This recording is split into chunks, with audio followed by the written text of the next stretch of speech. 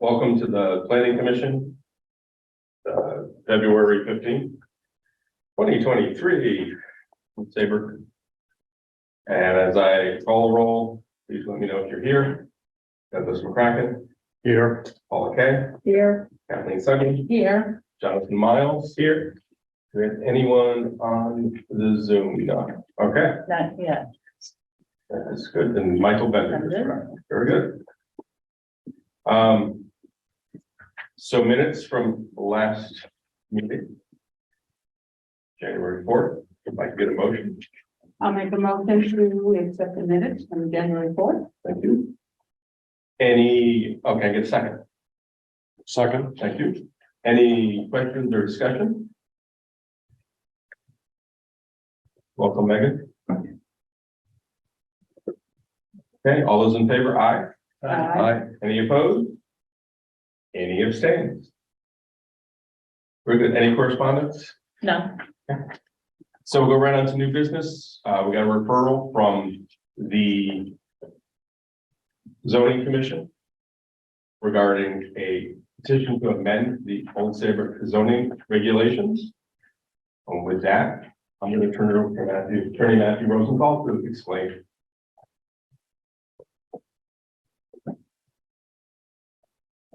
Mr. Chairman. Matthew Rosenthal, for the record, representing the applicant, 5 Custom LLC. The applicant is requesting a text amendment to the zoning regulations allowing cannabis micro cultivation within the B4 zoning district by special permit. The town currently allows retail cannabis sales at 2 locations that were approved for medical sales in 2018, both within the B4 zone. The regulations currently do not allow any other form of cannabis use or business in the town. The proposed text would allow the micro cultivation use only by special permit use, special use permit. And as you know, which involves a comprehensive and thorough review by the zoning commission under the special permit standard to determine if the use is appropriate for a particular property or location. That special permit process also requires a public hearing at which the public may participate. Additionally, the proposed text includes more restrictive buffers required from several categories of use, including daycare, schools, churches, that are required for the existing retail use. The applicant believes that the B4 zone is ideal for microcultivation use, which already allows manufacturing, processing, or assembly of goods within the B4 zone by special exception. The current regulations identify the B4 zone with a focus towards allowing for the development of regional businesses that require easy access to major highways. And that is exactly what microcultivation facility is and requires. It's important to note that microcultivation is a non-retail use with no public access or retail customers. A microcultivation facility within the B4 zone would also further the economic goals of the Old Saybrook Plan of Conservation and Development. The goals of this plan include a commercial sector that provides a strong commercial tax base and employment opportunities. The plan states that strengthening and diversifying the local business sector will ensure Old Saybrook's economy remains strong into the future. Cannabis microcultivation is a new industry within the state with a great deal of economic and employment growth potential.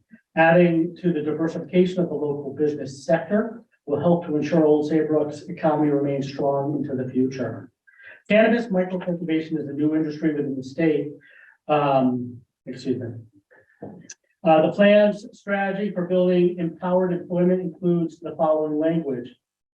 As well as the attraction of new business in emerging industries, so they may continue to provide employment opportunity for community members. Cannabis microcultivation is the epitome of an emerging industry. And as an emerging industry, there's a very high focus on workforce development and training, a further goal of the plan. As a licensed cannabis establishment, the Department of Consumer Protection will require any new microcultivator to develop and follow a workforce development plan prior to license approval. The DCP will monitor the company's progress in meeting their workforce development goals. For these reasons, the applicant requests the Planning Commission issue a report to the Zoning Commission that the proposed text amendment is consistent with the Old Saybrook Plan of Development. Thank you for your time. Thank you, Attorney Rosenthal. Quick question. Yes. Do you have an idea of how many people this will employ? It depends on the size of the operation. Typically, there are, between 8 and 20 in Okay. micro cultivation. Okay. That could depend on the facility, but there are different groups. For example, it starts with the cultivators and the planters, then there's dryers, packagers, there's management, there's security staff. And there is also in-house learning for those people to advance through later positions. Okay. Is there any manufacturing going on in there, or is this just cultivation? Cultivation of the product? The micro cultivation allows for some, for the in-house manufacturing or extraction of product. In other words, instead of they have the power to not just make the flower or grow the flower, they have the power to extract resin or create product that cannot be sold in-house, but are sold to wholesale, transported to retailers. So they can extract the THC and then manufacture a product that uses that extraction? Yeah, yes, they can. And if I'm reading correctly, they can start out with no less than 2,000 square feet and go to no more than 10,000 square feet. Yes, a grow space, and that's Of required, grow space. that's under the staff. Okay, So, for example, a cultivation, which is a much larger operation, those have a minimum of 25,000 and are often 50 to 100,000 square feet of grow space. okay, This is a much more, well, as the title shows, a micro operation right, designed for, regional, typically allows people to get into the industry for much less. Mhm. So yes, the grow space would typically has to be at the beginning between 2 and 10,000. The statute does allow the user to expand that space with approval from the DCP. And according to the text amendment, again, going before, okay, so they'd have to come back to they have to zoning go back. or any type of enlargement. Any enlargement would require a change of the special permit. So this is meant as a way of allowing people to get into this business at a smaller scale. Yes, the cultivation license is primarily at this time occupied by many multi-state operators. It has a $3 million license fee. And this is a much smaller operation, yes, and designed to stay that way. If they cross a certain threshold, they lose their micro cultivation license. Okay. And there is no traffic per se, because there's no retail operation. Precisely, yes. The only traffic would be the transportation to retailers or manufacturers or food and beverage. That is a separate license. Okay. And is equally as regulated. And so the ability to transport it would be through a different company typically. Okay, so it'd be through a subcontractor per se. Yeah, that is also licensed. Licensed to handle that. Yeah, it has a DCP license for transportation, which is different. There's actually a delivery license, which goes to customers, but that's different. Okay, those are all my questions. Anyone else? I'm actually struggling to figure out how cultivation fits into manufacturing, processing, or assemble. Well, it is manufacturing, it is creating the plant. Typically, when we put these in, the cultivators go into either industrial areas as a manufacturing use. Because under the statute, it doesn't qualify, it's not a farm, it's not an agricultural use, so typically. Is it hydroponic? I asked because my cousin in Canada runs a cannabis factory, Okay, and she's got 100,000 square feet. So it's big. yes, typically, these are hydroponic. The only ones that are not hydroponic are the outdoor grows. And those are typically done in soil, but they have a, They're not around here. they're not around here. There are some proposed currently in Connecticut, but again, that's a cultivator type. Right, license. that they're running, if it's in dirt and it's gonna be in a greenhouse, Yes, because they can't survive in this weather. that's precisely right, but they Right. also typically only would have one harvest per year. Right. But I'm still struggling to understand, like, this is cultivation. And I'm struggling to see the stretch to manufacturing. Well, as came up earlier, after the flower is grown, it is processed and dried, sometimes freezed and prepared.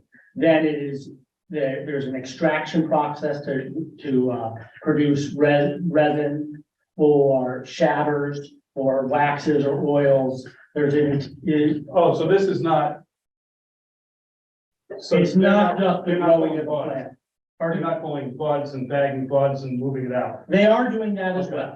well. But a great deal of the current cannabis market has to do with edibles and CBD oils. oils. And so that would be, for example, typically 50% or less of the square footage of a facility is used for growing. Mhm. The rest is used for packaging, manufacturing, extraction, such as that. But if I'm understanding what you're asking to put micro cultivation into the simulations, which that would then enhance this, and it would be manufactured, micro cultivation, processing. Yes, I'm looking And to, something good. yes, I'm looking to have a micro cultivation. The problem with micro cultivation as, when it gets placed into an industrial zone, typically there's a disconnect between the size of the buildings available, and the size of a micro cultivation facility. Because they are severely limited in the size, Mhm. when you start looking at these larger warehouses on multiple acres, it's almost impossible to find the space.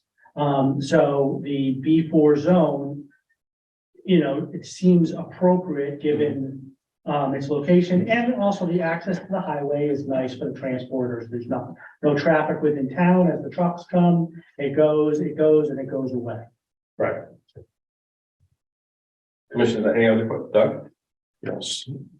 I'm looking at Chris with this question. So, this location looks like a good location for this, but are there generic implications across other B4 zones or, I mean, I know where this is. Is this the only B4 zone? Sorry, you I mean, is this gonna open the door to other people coming in saying, well, now I wanna put one in and I wanna put one in? I know it's by special exception, but. So, Are we still restricted to just those two addresses, or does it, are you guys gonna, does this expand it to the entire B4? I mean, it could be any Yeah. B4 zone. Any B4, there's, as you know, there's two primary B4 zones in town. I will tell you, because of the buffer restriction, with 1,000-foot to daycare, as you knew with the previous application, a lot of the people were upset because of the proximity to a daycare. That whole area would be knocked out by the 1,000-foot buffer zone. It also has a 500-foot buffer zone to residentially zoned properties. If the B4 zones in many places are slivers and I believe these buffers would knock out a great deal of the zones of where this could actually be put in. Okay, I understand your response. I'm just throwing that out there for the commission because we open the door to the future.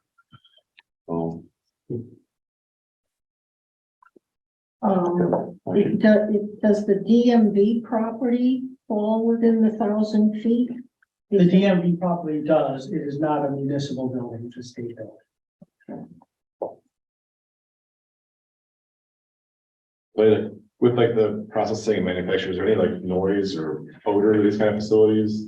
No, it is a fairly silent, it's plants growing. Yeah, that's pretty quiet, but like. It's, the manufacturing is no louder than your average kitchen. So it's, those extraction processes are not very loud. The odor, as part of the licensing process, and I believe it came up in the recommendation, of CREAC. There will be odor, filters to, so it will control any odors. The larger facility, they toured as part of their analysis. In their letter, they mentioned that there was no perceivable odor. I just have one more question for you. It's kind of about like, we're trying to be forced about bringing employment opportunity for community members. I was kind of curious, just for people that work here, like what kind of, salaries or employments are we talking about? Like, well, Saybrook's not the cheapest town. People who work here be able to afford to live here. They're certainly above minimum wage jobs, and they do go up. I don't know, each client is different what they choose to pay. I will tell you on another client that is setting up a cultivation operation, their salaries ranged from 55 to 155.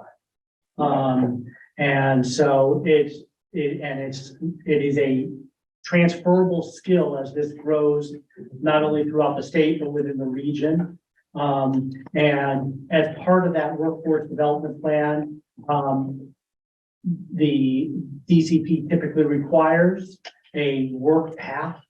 So the person that's starting off as a, frontline cultivator has the ability to advance within this business and move up the chain to a higher salary position.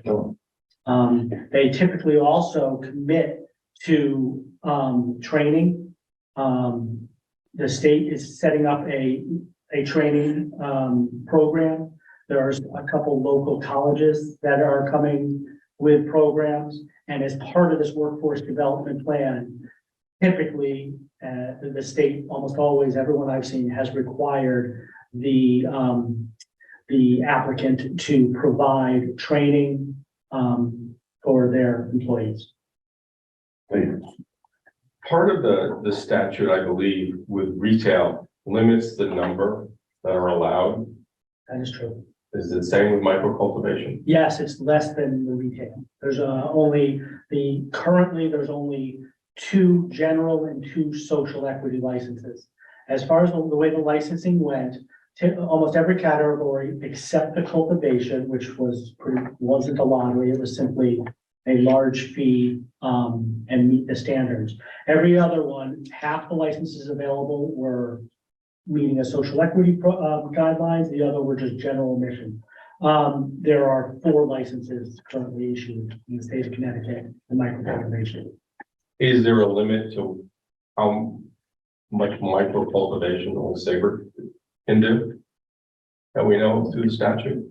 Through the statute, there was at its drafting, that is no longer there. And they, the town is certainly, has the ability to zone limits or anything within, and also just use the special exception process. Given this limited size of the B4 zone and further, reduced by the buffering, it would be hard pressed to have a lot of these in town. I have one more issue. Given the location right next to the DMV, it would be good for this to be discreet, not a big sign out there, cannabis cultivation facility. Can you agree to that? Of course, in fact, we're required to under the statute. Okay, It's covered. It's covered under the statute. In fact, there's quite a bit about logoing, sign, advertising. They're much more limited than almost any industry I've ever dealt with. Okay, thank you. That's good I to don't hear. think from a security standpoint, you don't want to really advertise, You don't want to advertise you're there, and that would be especially another, at that location. that would be another part that is heavily regulated. The state requires a broad security plan. And typically, these providers have a outside security consultant. There are cameras, there are vaults, a sizable vault within the premises. So that is something heavily regulated within the licensing. What would be the hours of operation? Well, again, this is, being that this is not for a specific typically these are our work hours, but depending on the point in the cycle of the harvest, there could be longer operations where they need to go through have a second or third shift. But as a typical, day-to-day operation, it's a normal business hours operation. Last thing, so going through your verbiage here. B, at the time the special exception permit is issued, 10,000 max on the gross space. But then you go to C, and you're talking about maximum gross floor area.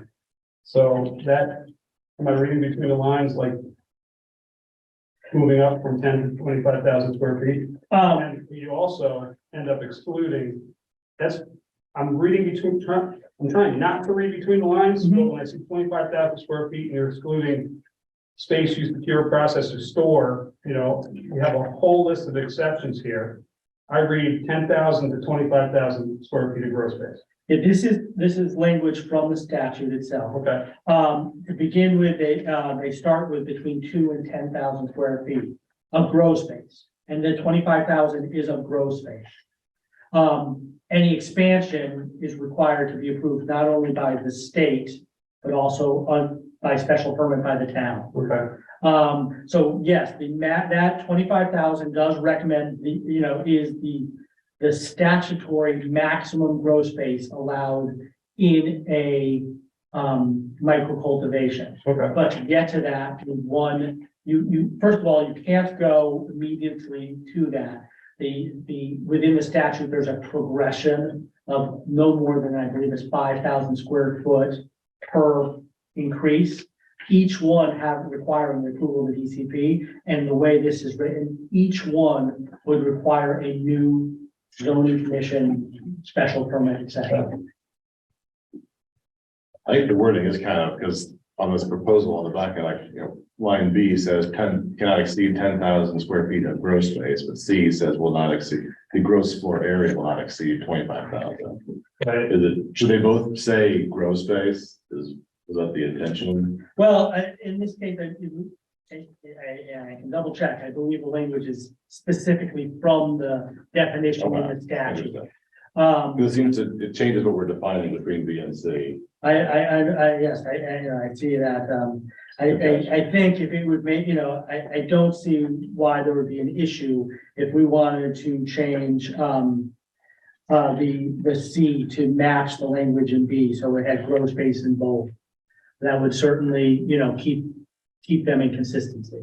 Yeah, and if it's consistent with, how the state statute is written, Right. it would make sense to have it, at least as you're reviewing these things. Yeah, I think that makes perfect sense. Or just to define gross space in section 9, so it's consistent Mm. with the statute. But the one thing about the statute is you don't have control over the Right. statute. Right. So we're referring to the statute, but the next legislative session, they could go through and relax it or make it more stringent. So just want to put that out there when you're talking about the limitations from the state. You really need to think about what you want for limitations for your town.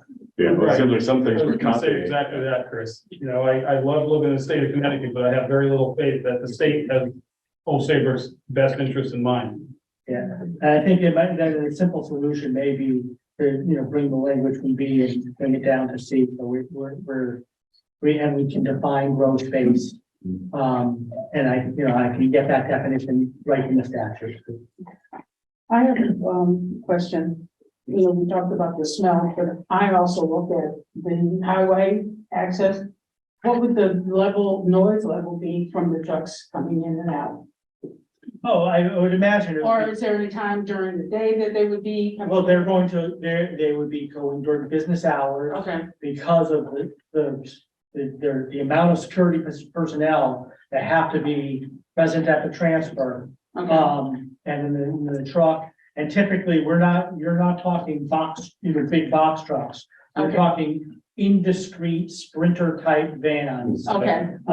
Which by the way, Because all I picture is there's huge there's trucks. 3 or 4 pages in the statute about how those are designed.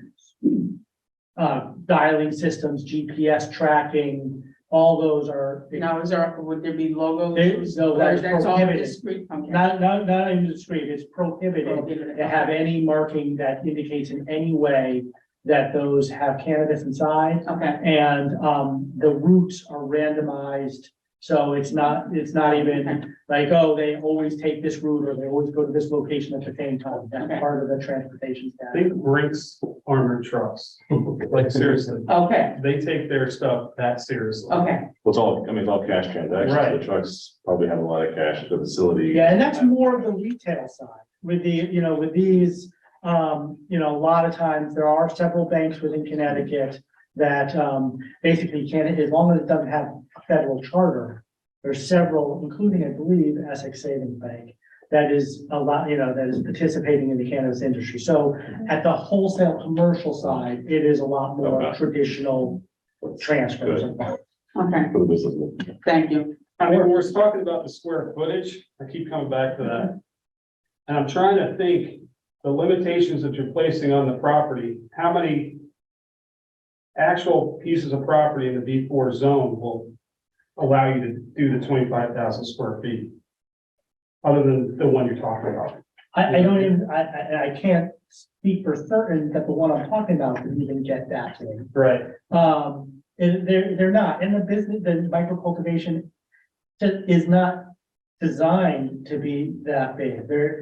Most of these in other states typically run at a smaller size. There are some obviously in. But it's different strains, that's why you want 25,000 square feet, because you're gonna have different. I mean, my cousin has different mother plants that she runs in different,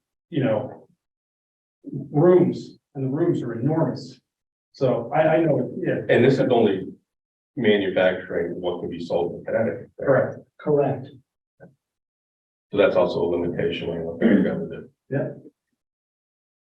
Now, the other thing that I think I understand is that at 15,000 square feet, where in fact you have the easier path to expand beyond a microprocessor, you become a cultivator. I'm sorry, not micro cultivator, you become a cultivator, and I'm not sure if that has any ramifications once you get into that other category, but again, that's. Yeah, it'd Different licenses. it'd be a different license altogether. And so it's, I mean, like you said, you never know what. Oh, do, but it is, the cultivator license is a big grow operation.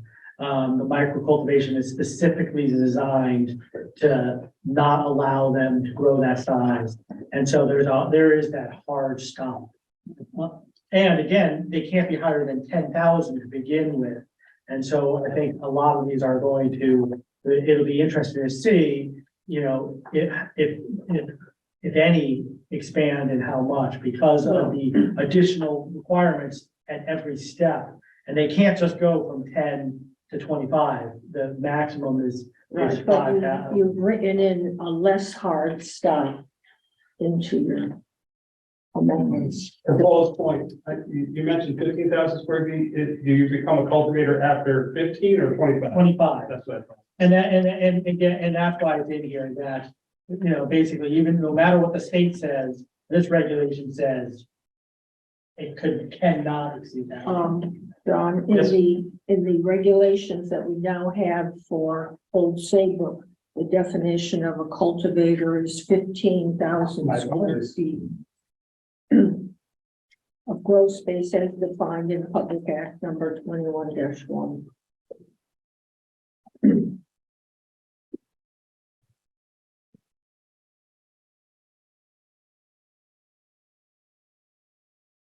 Any other questions?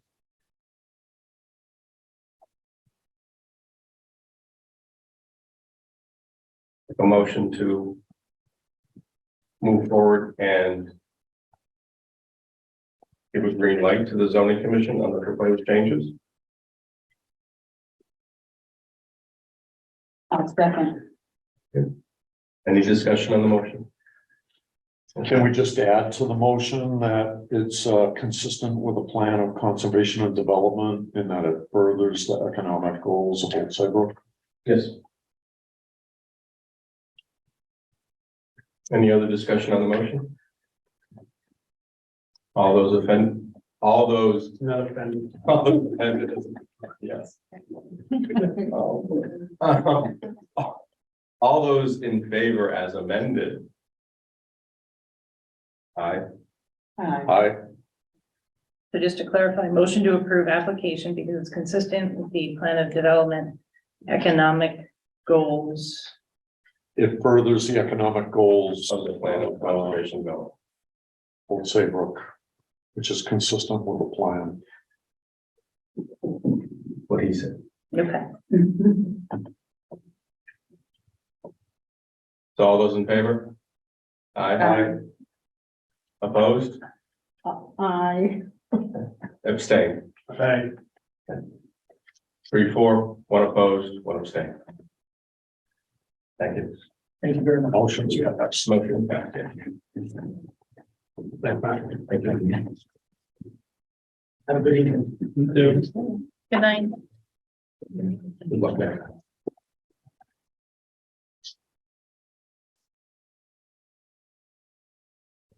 Yes. With that, we will move on to our workshop.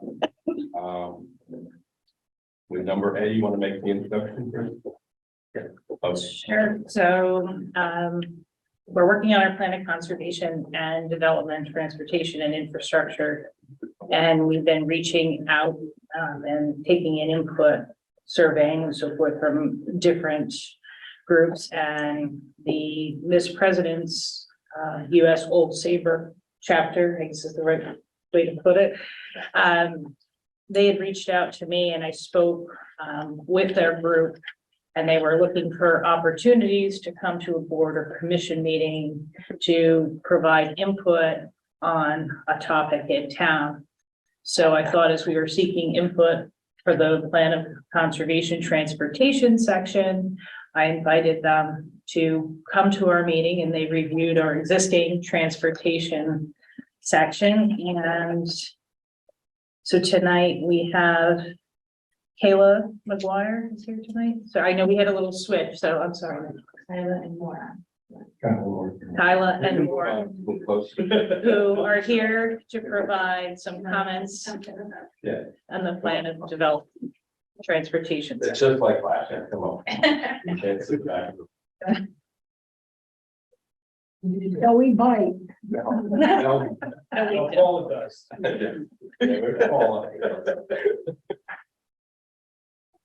Hi, my name is Maura Clark. I was given the honor of being Vice President of our town last year while speaking, and I will be speaking on behalf of our current Vice President, Laura Kendrick, who has been invited to be here, but unfortunately got sick.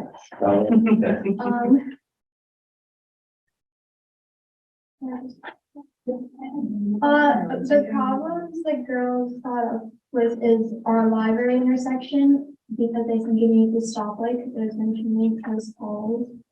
And bikers and people sharing the sidewalk. Our solution is adding bike lanes so that bikers don't get on top of students, because when we have early dismissal or any dismissal and the kids who are riding bikes and walking, usually the kids don't really, who are riding their bikes, they don't really tell you to move, they kind of run over you. And there's actually been a couple kids who have gotten injured because they don't stop. And they expect you to run off into the road, which is also not safe. Especially on Main Street and the road where the library and Goodland and the middle school is, because that's super highly trafficked. And there's lots of little kids aren't paying attention. They have their little backpacks on, and then all the 8th grade boys are gonna come on the road with their bikes, and they were very concerned. Yeah, especially 8th grade we have now, the boys tormenting the 4th graders a lot.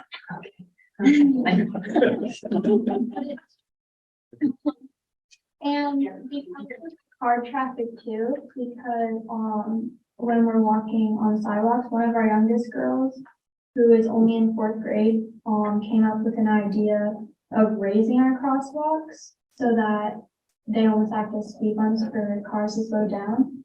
But while we do see the concern of first responders being able to reach places in time because of these, we could still work on that idea. And we want to add more sidewalks in this big market because a lot of kids like going there after school. There's not enough sidewalks, so they kind of just like hug the bridge. I think, did some kids also mention they live over there and they can never ride their bike to school? It's so unsafe. And near Big Y, what you're saying, because it's hard to walk. Kids like to walk to the day. And the cyclanes are too hard to add in, you know, to just widen the sidewalks because they're very thin. And also a couple girls had concerns with, how when they're walking with their friend, a girl always gets shoved off into the road because they're walking side by side or into the grass, and they just didn't feel like it made everyone feel good because then they walk in a triangle.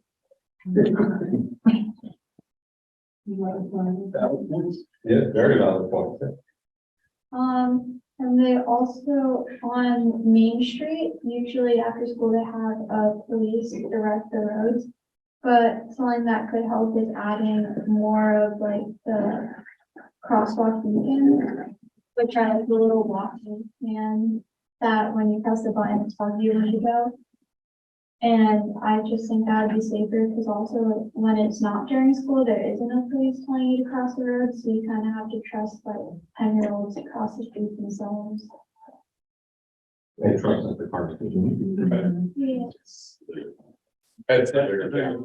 During the summer, like there's a lot more people running around trying to get to the beach. There's like 40,000 more people here. And they're all trying to like run around getting to the beach and don't really recognize that people live here and they actually want to get places on foot. Yeah, we like some, we don't like some. Yeah. They had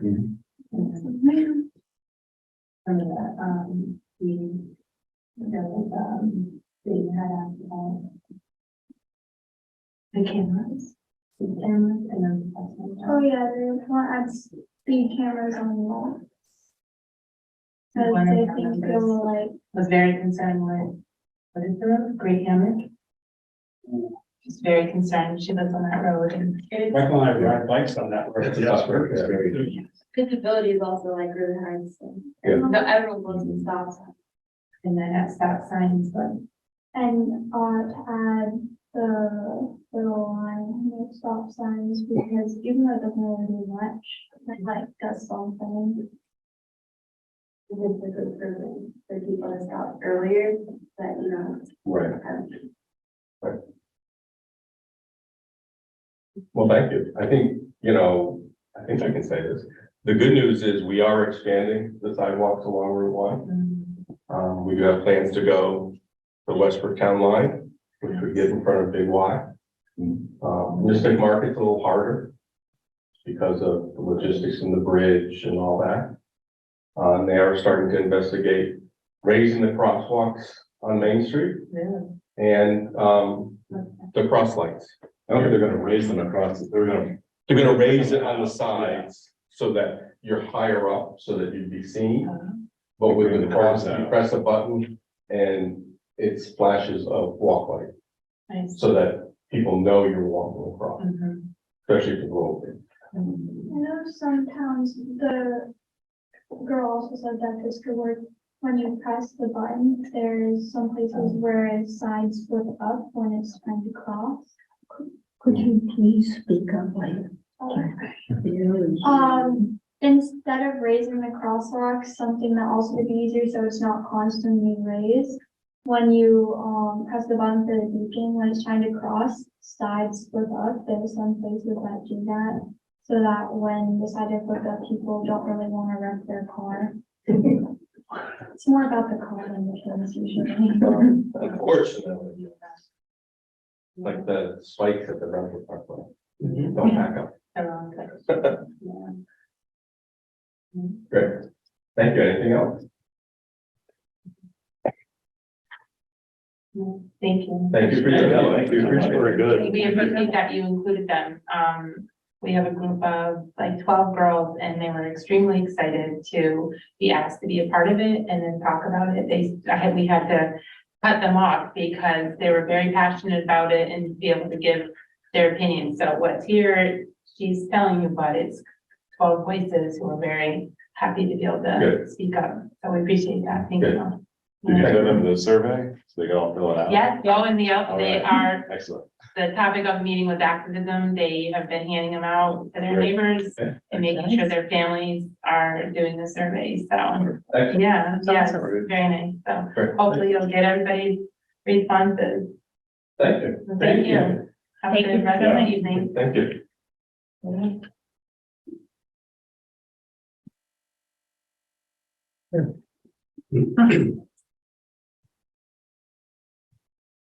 That, we will move on to the latest iteration of the plan of conservation and development.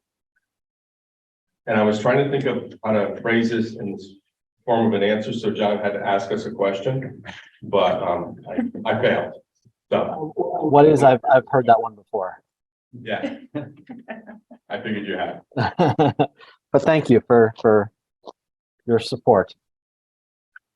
One question, do we know how many survey results or what the latest number was? I just Yeah. had a, Sure. And we can go through that if you want briefly. We have just under 350. I think as of this afternoon, it was 348. wow. Not bad. Not bad. And I was as the young women were speaking, I was busily trying to figure out how to do a word cloud of the open-ended responses, because at the end, you'll recall, we sort of asked, what are your major hopes for Old Saybrook in the next 10 years, and what are your major concerns? And we got hundreds and hundreds of responses, and trying to figure out how to do those. So I generated a couple of word clouds that we can look at if you'd like. But it's up to you, Mr. Chairman. Do you want to talk about the survey a little bit first, or go through the draft working chapter at this point? Let's talk about the survey a little bit. Okay. And I can email this to Chris for the commission.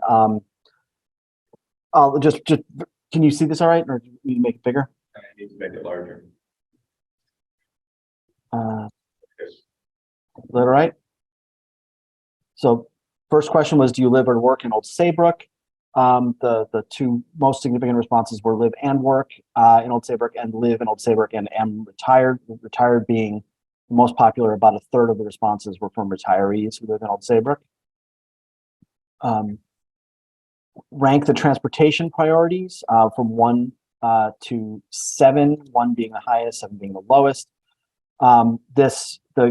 The way SurveyMonkey calculates it, the longer bar actually would indicate the higher priority. So that, clearly nothing major stands out.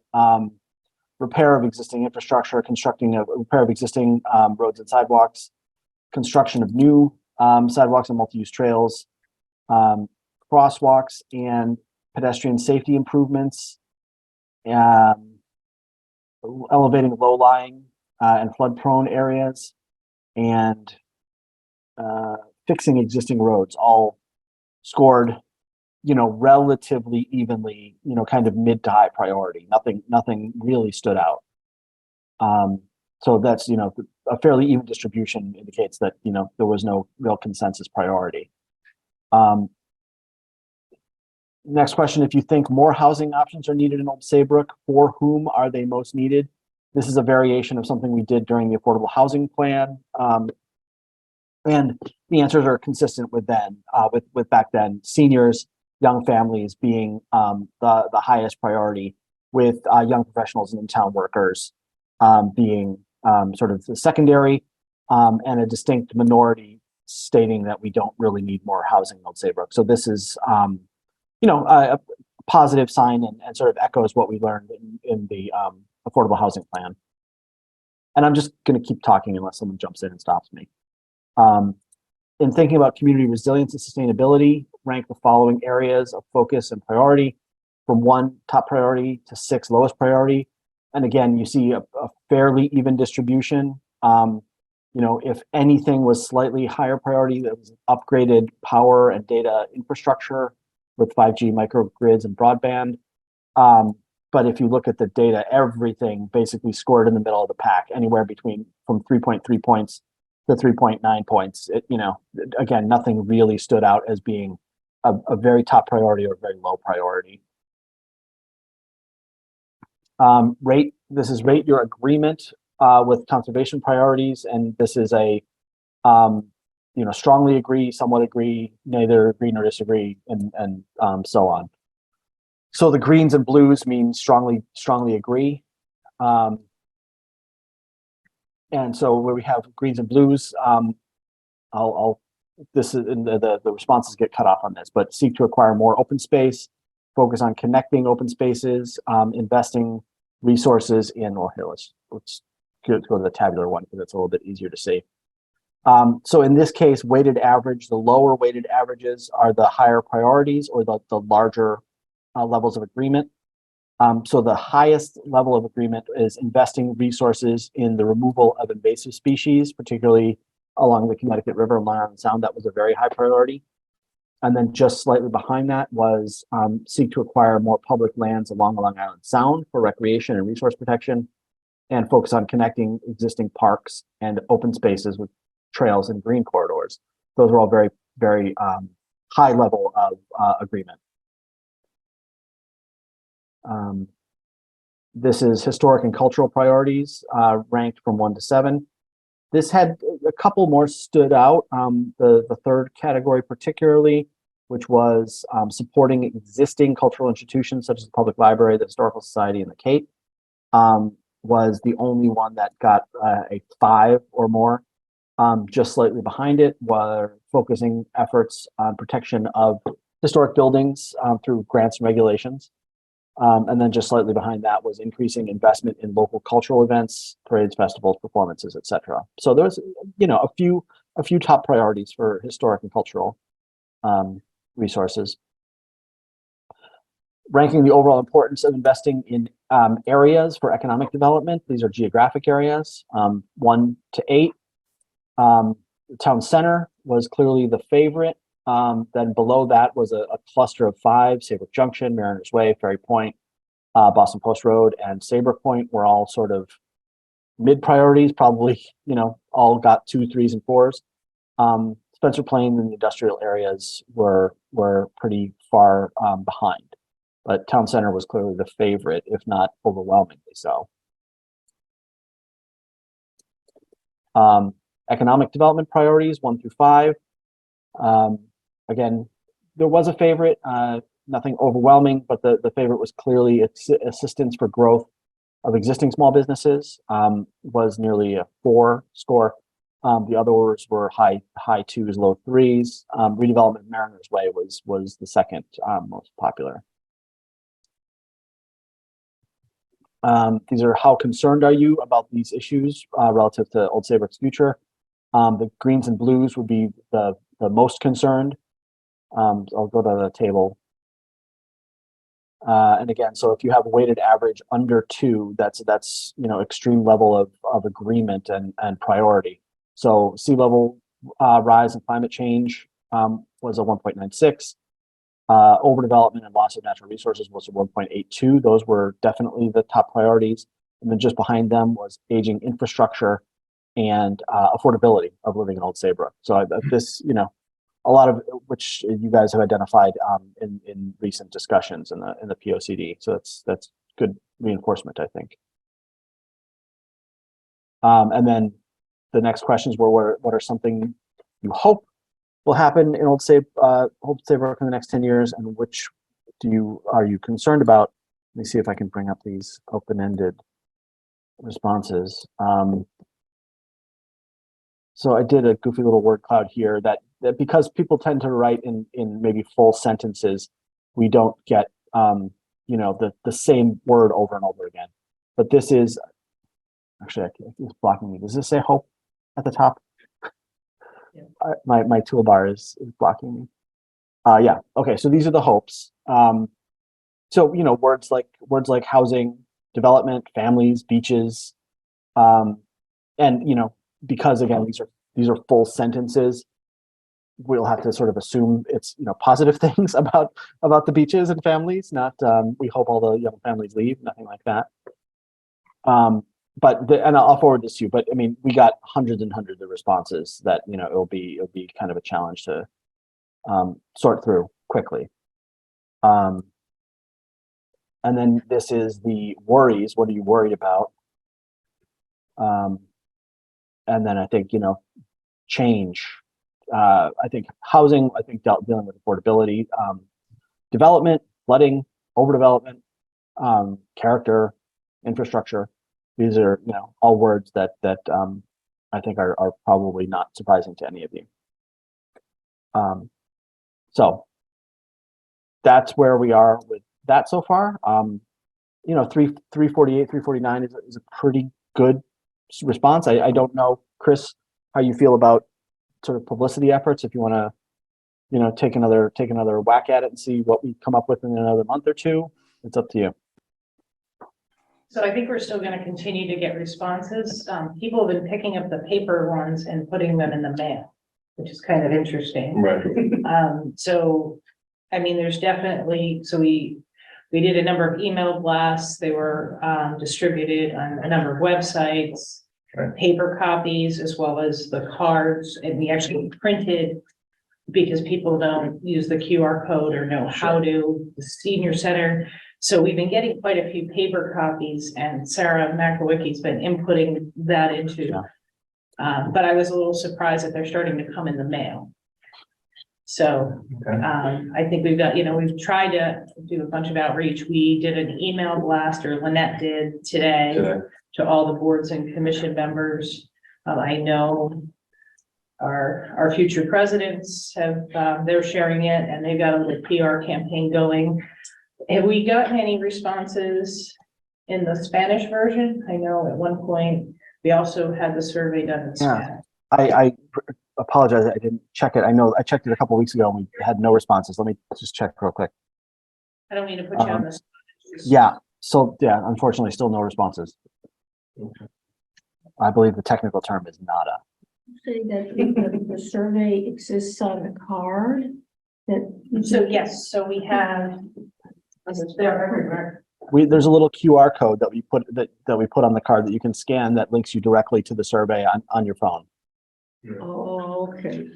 So there's cards Oh, that's. that look like this, and then there's also flyers, which you can scan the QR code, Okay, so and then the email blasts. So I mean, the survey doesn't. they're hanging in supermarkets. But there is a paper version of the survey. And the actual printed, so you can fill in the question yourself and we input it, and then some have been dropped off. I know we received quite a few hard copies that were handwritten from the senior center.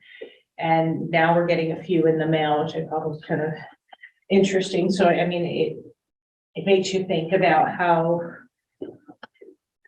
we use email and QR codes and all this technology, but we're still getting paper versions for people who, they're more comfortable. They're more comfortable with it, sitting there and writing it down and putting a stamp on the envelope. And I think it's pretty neat that someone takes the time and puts the stamp and spends the money to go to the post office and make their voice heard.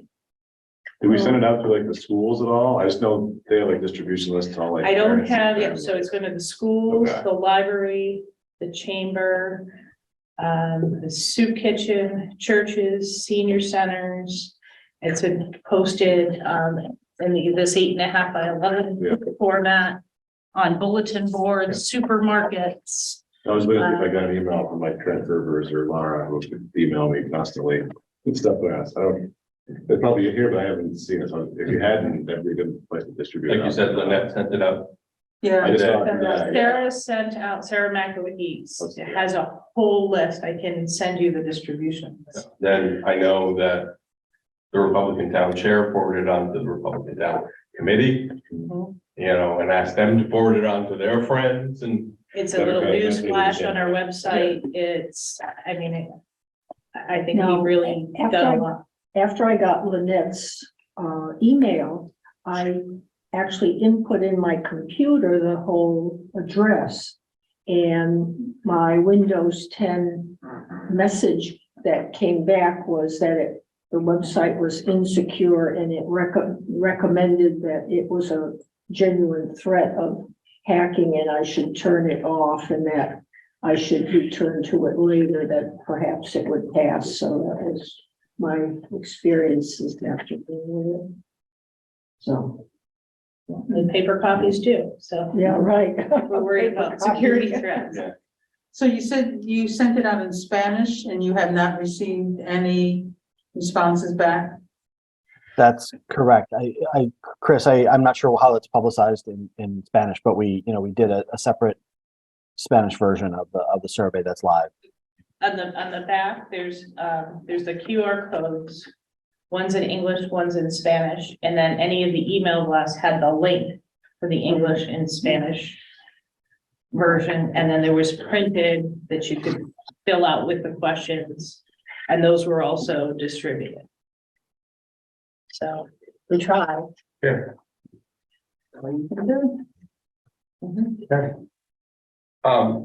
Let's move on and take a look at the latest iteration of the transportation infrastructure update.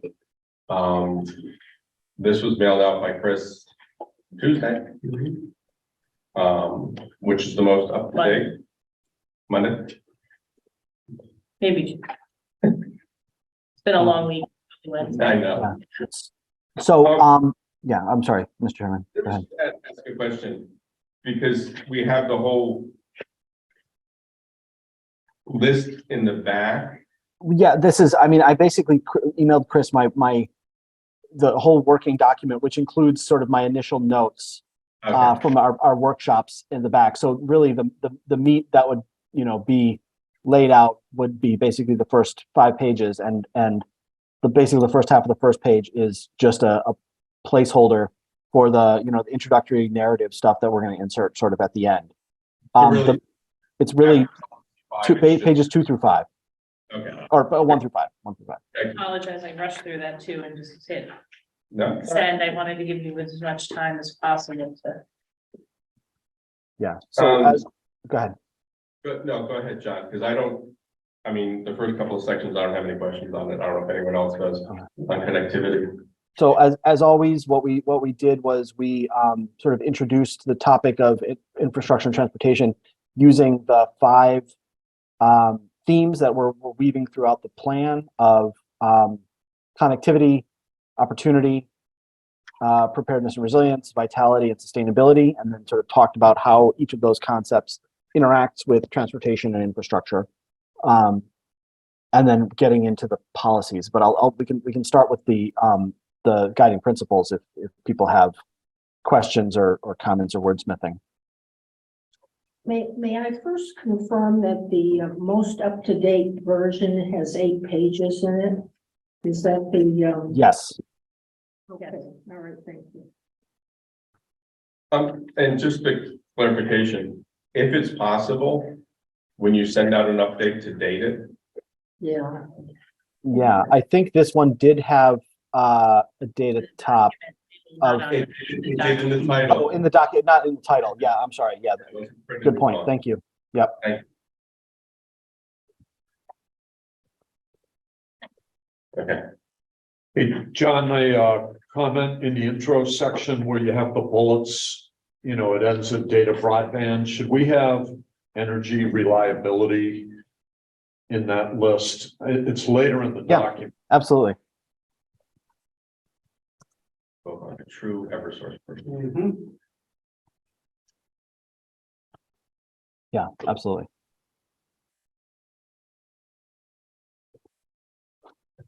And I added, based on our future presidents, I added a note about bike lanes as well, not just trails and paths. Okay. So any questions or comments on the guiding principles?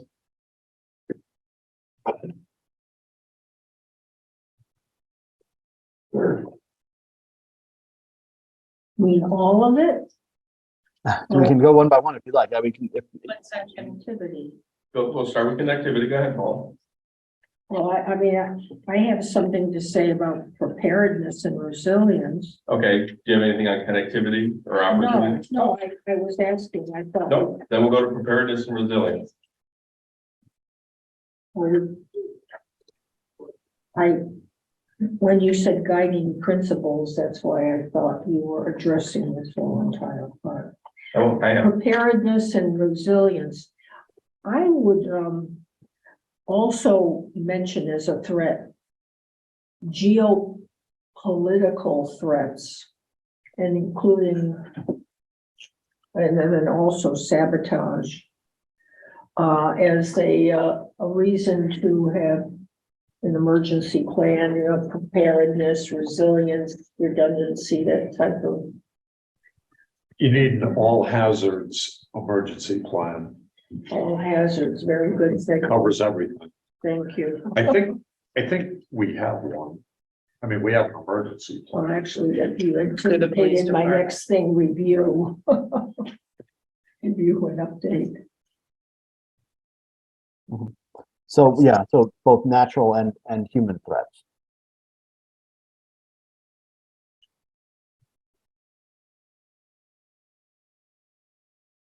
Yeah, and on that same paragraph, John, the third line from the bottom where it says focus on redundancy and microgrids. Maybe you could put the focus on reliability, comma, redundancy. Thank you.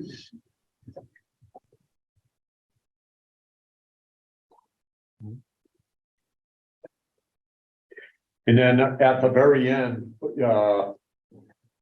not counting the geopolitical comment, but storm damage or inundation, comma, to decrease future damage impacts.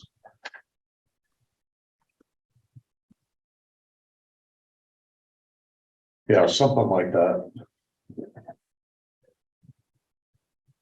Okay, so don't really understand that now.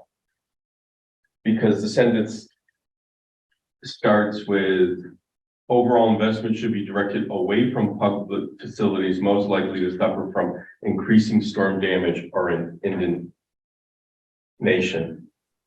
So to decrease future damage impacts, Yeah, well, why would we direct it away from it?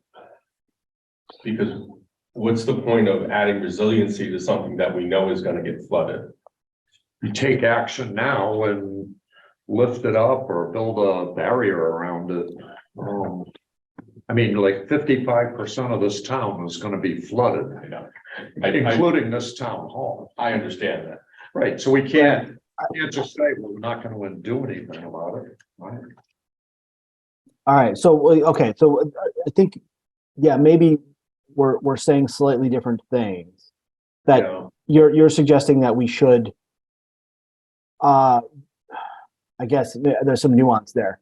Recognizing critical facilities that are basically locked in on a location, but are vulnerable. And so we should improve the preparedness of those existing vulnerable structures. But the point I think I was making in that sentence was we shouldn't, basically pour good money after bad if and invest in, I don't know, basically lost causes or resources that should be better placed elsewhere. Yeah, I agree. We don't want to like renovate an old house and pour money into it, but you can tear the house down and rebuild. So it needs to be worded. Okay. It's going to be directed towards ensuring public facilities. Right. Will not suffer long-term. We want to be able to continue their utility, and yeah, I hear what you're saying. Let me Water figure out can how to play with rise that. around the building, but when it goes back down, the building should be sound.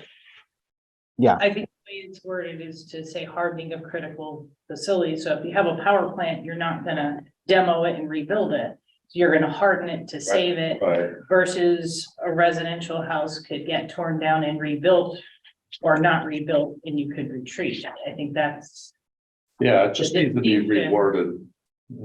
I think at some point you want to move those things instead of trying to build the walls ever higher and higher. That just thing shouldn't be there. Yeah, I At some agree, point, but at some take, point. take this building. Yeah. So you're saying don't do anything with this building? No, it's, yeah, I get your point there. We shouldn't do. It's a blend, it's not a Right, we one don't want to size say fits do all. nothing. But at the same time, we want to say, It's a Yeah. hybrid, some you demolish, some you build new, some you renovate, some you build retaining walls. yeah, We want to be very high level and generic, like invest smartly to whether it's rebuild or. yeah, so it's sort Renovate. of assessing the different, like, what's the biggest threat and where's the money Prioritize. spent, building a levee around town hall or building a new town hall. Okay, let me play with the wording on that, but I hear what you're I saying. think we have just the sense of the way we prioritize and we don't want to say no investment, just.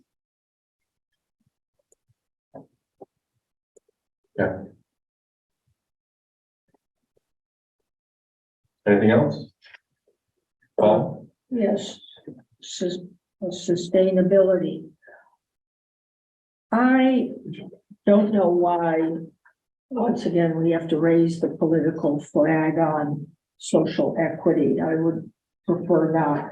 However, if we do that, I would suggest also adding, equal opportunity or equal freedoms That's, as also goals. I would also say short-term thinking. Well, I'm sorry, Paula, where are you? she's under sustainability, John. Oh, okay. Third, one, Yeah. two, three, four, five, fifth sentence down, the triple priority. But social equity includes what you're discussing, Paula. That's why it's social equity. Social equity talks about equal opportunity, equal access. Right, right. If you want to balance, if you want We've had this discussion to have, before. I'm not discussing social equity again. Sorry. and then also, I guess I would ask, you make a statement or a judgment about unbalanced economic growth. I wasn't certain what that really meant. Or what the point of that was. The responsible economic growth? To the third sentence, John. Short-term Thinking thinking that that it goes- ignores. Oh, The second, short-term, second sentence. yeah, short-term sure, I'm thinking. ignores, Environmental and community equity. community equity concerns in favor of unbalanced economic growth. Well, I think that, means sort of essentially sort of chasing economic fads, if, installing, Bitcoin ATMs all over town. Right. It's, just because something is sort of popular and the town can cash in on something, doesn't necessarily mean that it's the right priority. Yeah, okay, well, But that if that's confusing, I'm certainly happy to give that sentence another whack.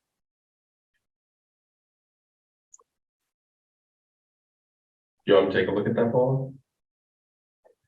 Do you want him to take a look at that sentence? well, I think that maybe the sentiment could be better articulated. Sure. Yep, I'll look at rephrasing. Did anyone have any thoughts on vitality? Think it's a bad idea. Vitality, yes. It is about- We're gonna step away from that. I lost that a long time ago, John. All right. Moving on to policy and actions for transportation and infrastructure. Policy 1. My initial question, John, is you have in quotes under a complete streets approach. Yep. What do you mean complete streets? That's a transportation term of art. And it's I believe in one of Governor Rell's executive orders from when she was governor.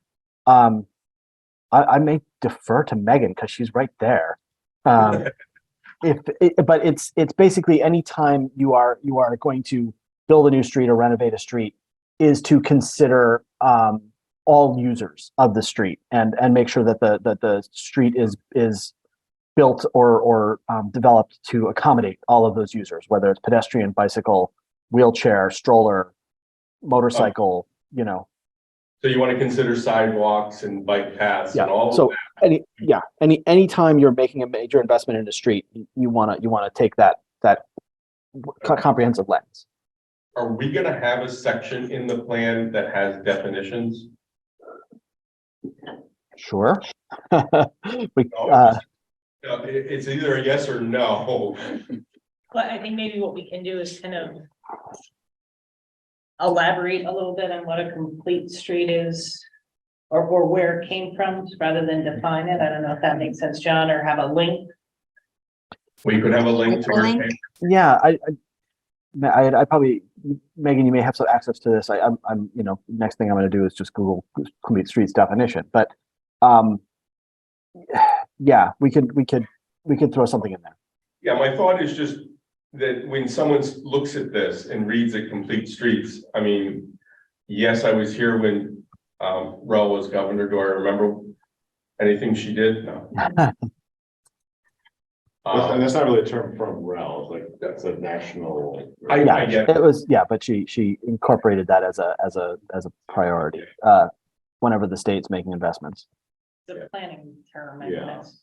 Okay. So you want to just simplify it so that it's easier for the average reader. Well, I like what it says, complete streets.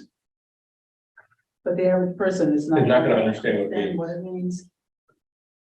You could link to USDOT. Mhm. Okay. Yeah, that's the both. Yeah, how do people feel about live links in a document like this? They tend to get broken very quickly. They expire, and when you link into another government. Yeah. Well, another government entity, not another government, they tend to get broken very quickly.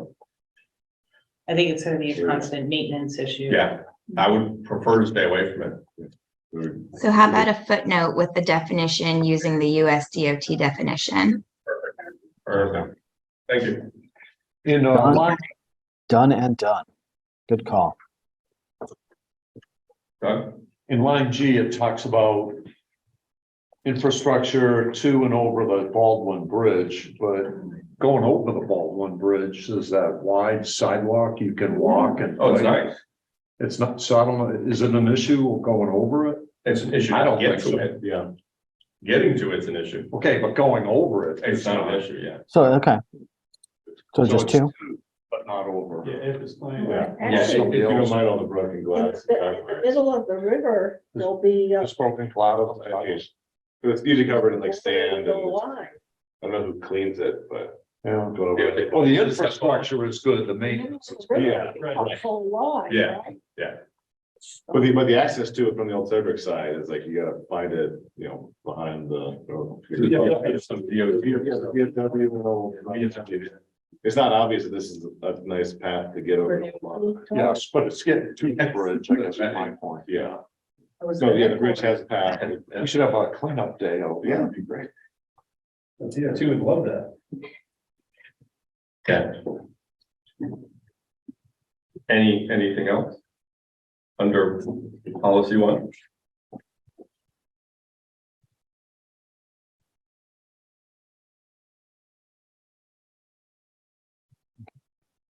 All right. Now, policy two. The bolstering of public transportation and micro mobility services. Is 8 decades current, or should we say the past century? I don't know if that was a carryover from an old plan. Oh, no, that was basically post-war was my, Okay, yeah, that's good, then I guess.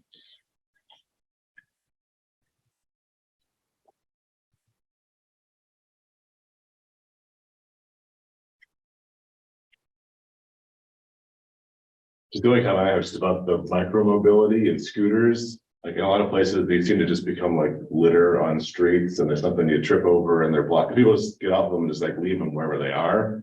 I like the idea of them. Yeah, I think it could definitely help people get that last mile, but my experience with places that have like a scooter is Much more. it's just, So micro mobility parking regulation.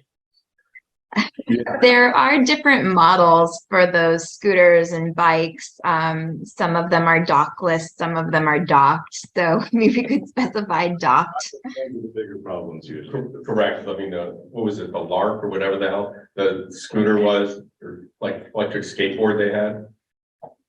That was all over. People just leave them all over the place. New Haven has a few. Yeah. And then people come around at night, pick them up and charge them, and they get paid to recharge them.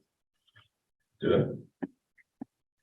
Okay. Well, But it's a mess. Yeah, okay. Same with the electric scooters. Cause like, I know the bike share programs, you have to dock them somewhere. You Some can't. of them, you don't, there's, I think, bike share ones use that. well, They stand up with one. And those are the ones that, Just leave it? yeah.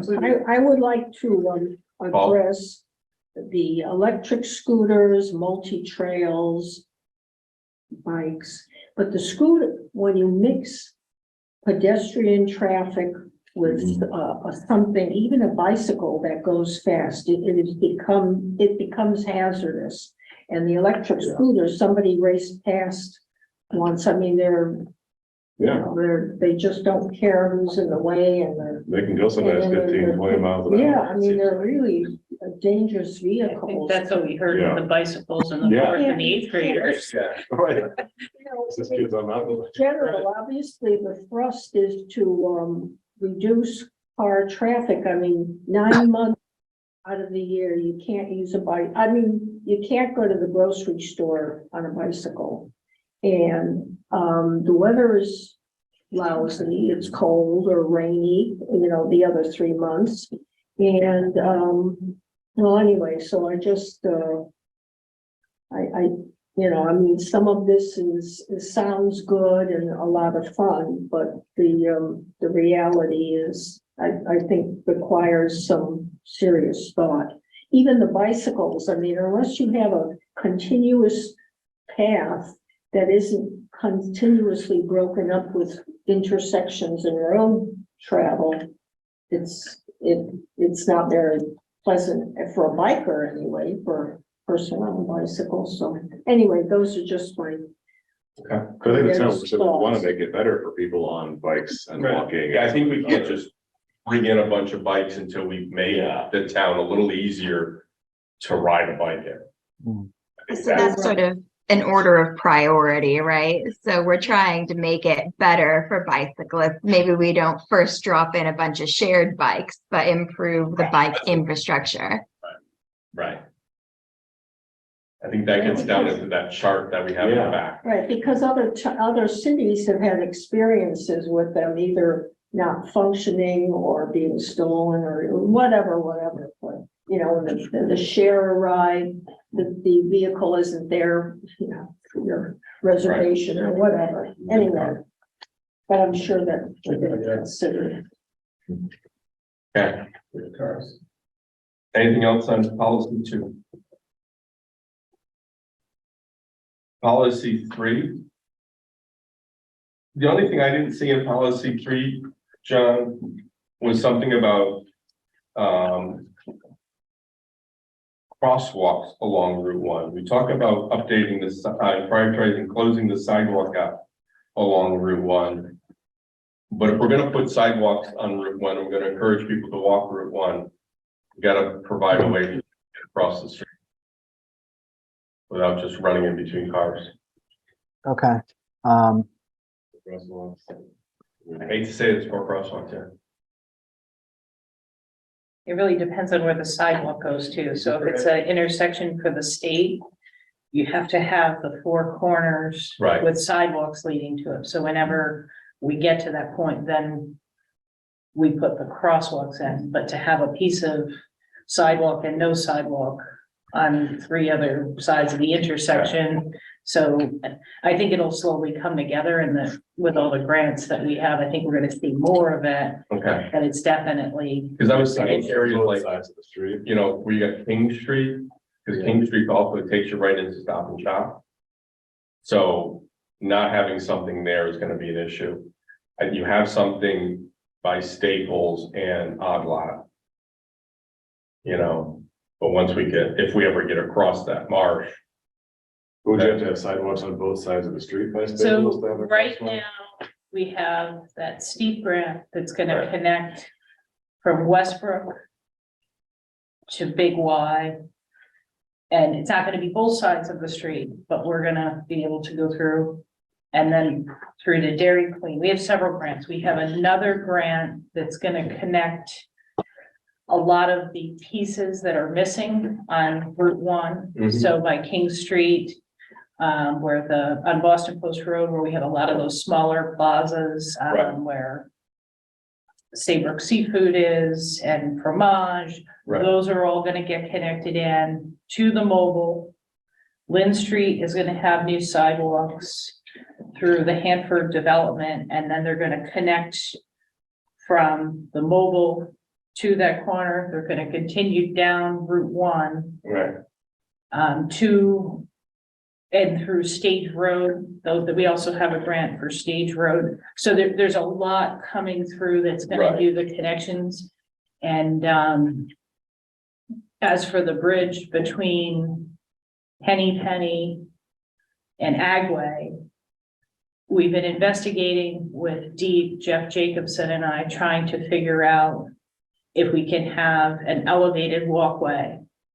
But we have a number of issues. The first is we need to know deep specifications or DOT specifications, and then we have to consult with Deep. We met with Deep, but we need to know what DOT will allow, and then figure out which side would work the best. Mhm. So the thought there was that's gonna be a very expensive project. If we can get some permits in place, make it shovel ready, maybe the next round of grants. We need to start tackling some of the more difficult issues where we have the gaps in the sidewalk. Yeah. So hopefully, in the next year or so, you're gonna see a lot of that connectivity that we're missing. Yeah, I think once we get the plan, it all updated and on a plan, then we can take a better look at where crosswalks are gonna be needed. But I also think that we gotta look at, I know it's implied, like in front of Elm Street between Bongo Ron's and Gargano, it's implied that that's a crosswalk. But not everyone treats it as a crosswalk. Well, that's another issue. Right. I understand that, yeah, I get it, but there's nothing on the road. Yeah. Well, Main Street is unique, and I mean, there's definitely a lot of things going on where you have large vehicles parked, you got kids running out in and out of the vehicles, people turning all over. I mean, I know that's a project slated, and I mean, the first selectman's been looking into that to try to have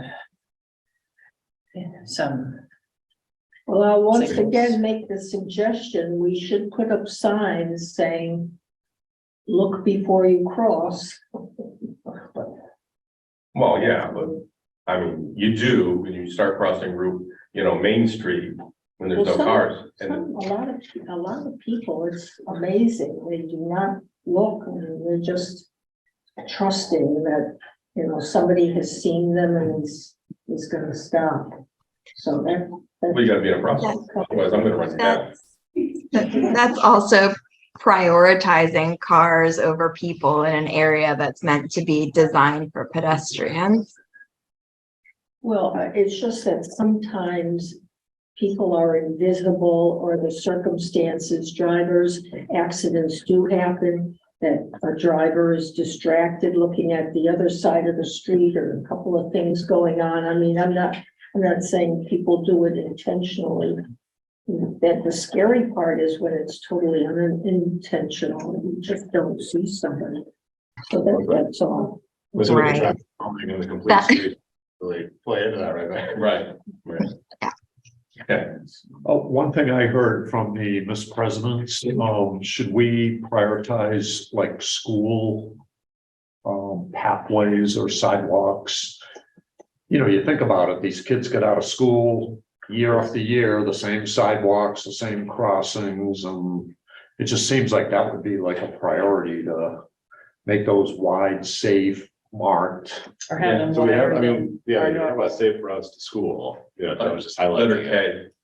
But really, that whole Old Boston Post Road. corridor, I didn't we see need that. the library. I have the elementary old school. version here, that's good. Yeah, it's Yeah, if you picked up your packet tonight, you have the old version.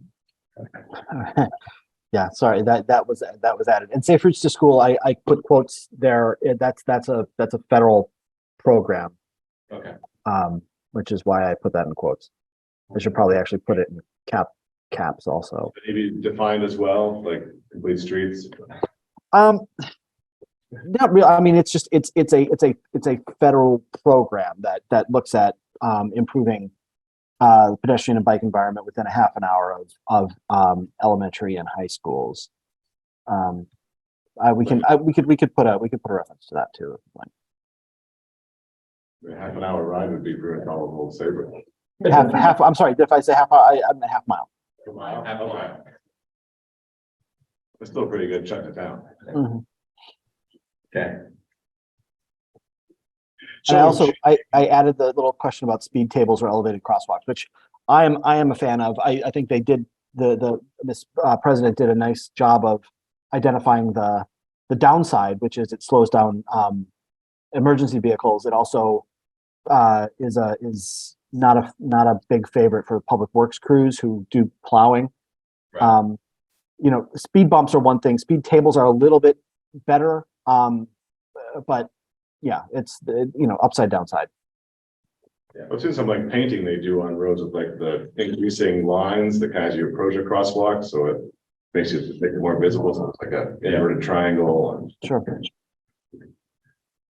There's definitely some room for improvement on Main Street.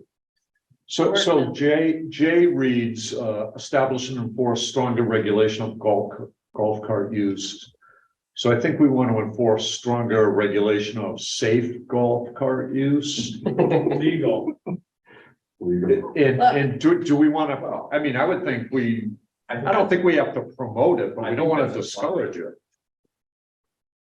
Okay, yeah, maybe it's implied, but I read this, it almost sounds like. I think I got some mixed Oh, I see. What you're saying. input about the use of golf carts. I think, in some ways, they're safer than cars in that they're lighter and low speed and that sort of thing. But, and in compact, generally pedestrian environments, they are preferable to cars, but also, 13-year-olds tear around on them and, Yeah, that's bad. Yeah. Maybe it shouldn't be called a primary Yeah. transportation. It sounds like we'll get That's rid of your alternate. car and get Yeah. a golf cart or It should be an alternate Transportation. transportation option. alternate for like short-term trips. And I might say in designated neighborhoods as opposed to compact. Because it is restricted to where you, because theoretically Doug's can't have one because he has to Right, you're not supposed to. enter go onto Maple Avenue. That's a state road. I can go across to your road and through the neighborhoods. I'm gonna have a speed table. okay. Finish the ticket. All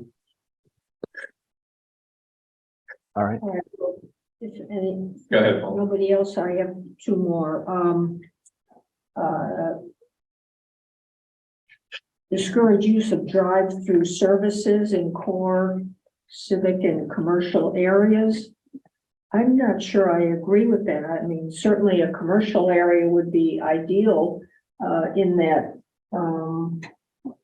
I mean, the rationale for a drive-through window is that people want it and it makes it easier for people who have mobility problems or whatever efficiency, but I wouldn't rule that out. And commercial areas is, where they belong. And the other Commercial thing centers, I think is what. is to he's put, saying. I mean, I wouldn't like to see a drive-through at Starbucks. Currently, Or it's current. right. But what if it's changing core civic and commercial, just be like discourage use of drive-through services and like the pedestrian nodes? So we have a definition of what that means. That's pretty much all over. It is. Right. And I'm okay. So, and I mean, I think and that's, then the road diet. Well, let's stick do to the- oppose that. Oh, okay, I thought we were through with that. I think Is that what we want to say it someplace, some way like that, like pedestrian rather than? I like that. Yeah. Shock. it's a little tricky because our definition of pedestrian node, it's 1,500 lineal feet from pretty much every intersection on Boston Post Road. So it's all of Boston Post Road. Oh, is that right? So, and Main Street really isn't a drive-through friendly place. I don't think with the median and all the discussion that we had tonight. So it's trying to limit it, but we're also, and I think that's what the zoning commission is looking at, how to do it properly. You know, how have drive-throughs changed? And then figuring out how does that blend with the idea of the pedestrian node where we're moving away from cars, we're trying to get people to walk more. But then is it wide open to drive-throughs everywhere where you have people coming out of a bank or a pharmacy or with their hamburger walking while you have people walking from their neighborhood to shops and services. So Because we're investing billions in sidewalks along Route 1 to encourage people to walk along Route 1. Putting a bunch of drive-throughs in would make people never want to use those brand new sidewalks. I agree. Every time you put a curb cut in, you're making it more dangerous for pedestrians and less pedestrian friendly. So do we want to discourage it or do we want to manage it? And if we say manage use of it, doesn't even need to be stated. or do you say carefully plan Right. the location? I mean, in my opinion, if we're talking about pedestrian areas, ignore the word nodes, ignore our current definition. But if we're talking about areas that are geared towards pedestrians, is it really intended for drive-throughs, which are geared towards cars? And then you have to think of it the other way, where we're trying to have more mixed use areas. Right. Where you have people living in commercial areas potentially over businesses. Or again, someone could potentially live over a drive-through. It's tricky. Yeah. I actually like the way it was originally written.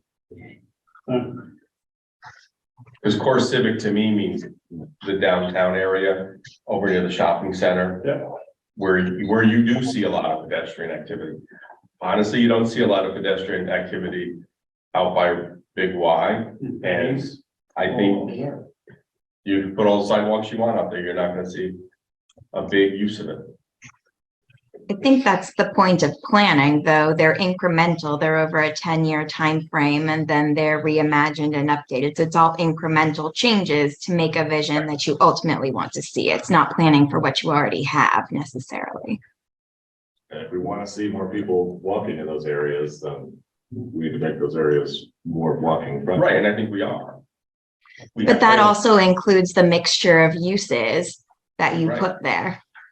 And I think in that area, when you look at the potential for drive-throughs, it's more in the plaza area rather than along the sidewalks. Like if you have where Burger King is or McDonald's, where you're walking in front of the restaurant. I think if you look at what they want to do at Max's place, it's behind the sidewalk, it's away from the sidewalk. Yeah, but part of making a place pedestrian friendly is bringing buildings up to the street as opposed to putting the parking next to the street and letting the cars drive through. You know, you have to walk through a parking lot to get to any of your businesses in that plaza. Just because there's a sidewalk, I wouldn't call that pedestrian friendly. I see what you're saying, thank you. Yeah. I don't know what else to say on this one. I think we just highlight it and let's revisit it. Paula, you had another comment? Well, the road diet, I oppose, so that's, and again, in response, 9 months out of the year, the weather is inhospitable. I don't want to have to walk. It's too cold, windy, rainy, you're planning something.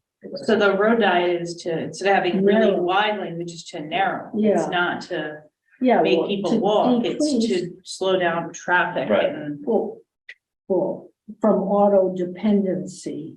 So I don't think that's realistic, frankly. So That was why I said that. So it would be a transition. Transition to what? To my walking to the grocery So store? you go from a commercial area where you have very wide 4-lane traffic, when you start getting into neighborhoods, the roads Oh. slim down, so there's a transition, so you're not, We do that already, though. I mean, realistically, like on what, right? but that's what, this is the Yeah. 10-year plan, so we want to To continue. continue to do that. We don't want to make Schoolhouse Road a 4-lane road. No, of course So not. that's, these are things we still want to keep and continue. Oh, I thought you, when they, a diet needs to reduce. Okay, so, Yeah. It's a transition area. okay, If you look at like Main Street, if you take the parking, it's like as wide as 95, you could put 4 lanes of traffic in there. So because it's that wide, people like to drive really fast. Right. If you just make it a little bit narrower, people are going to naturally slow down, which makes it safer for the drivers and the pedestrians. It'd be like putting an island on Boston Post Road, Yeah. right? It'd narrow it down. Right.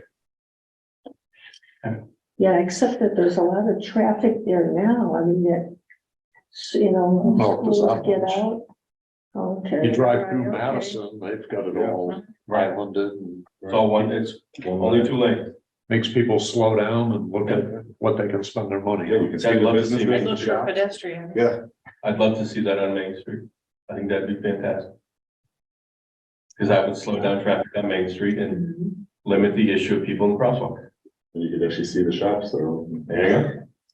All right, moving on to policy number 4. Focus investments on sustainable and resilient infrastructure.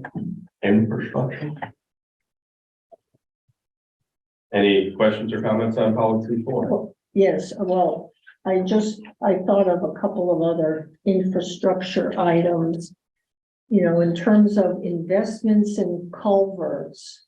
I know we had a project that we reviewed and then somebody else mentioned to me. I mean, those are major infrastructure challenges. And again, I don't know if it warrants mentioning, you know, sometimes people have drain pipes that need, you know, the town to invest. All the water road issues that are especially, an issue for Old Saybrook because we just have so much water and lowland around. So that was a thought. So you're saying investigate Well, replacing outdated infrastructure? In or the making laundry list of things that we need to think about spending money on or getting a grant for, it might be that there are certain projects having to do with dams or culverts or water drainage in certain areas. So I think we'll get into more specifics when we get to the natural hazard mitigation plan. We're gonna have a lot of different Oh, okay. things that we can, Oh, okay. you know, talk about when we get there. Okay. All right. Thank you. Anyone have anything else on policy number 4? I just didn't notice for A, we mentioned the natural hazards plan, sea level. I know we got a bunch of grants and other plans being done. Is that just the right wording to be in there for the other? Because there's like the beach erosion, like the multi-town thing. I think Doug, you're gonna be helping with that one. I was wondering, like, is that, are we listing the right things we want to implement? And this one is mostly the spirit of it is right.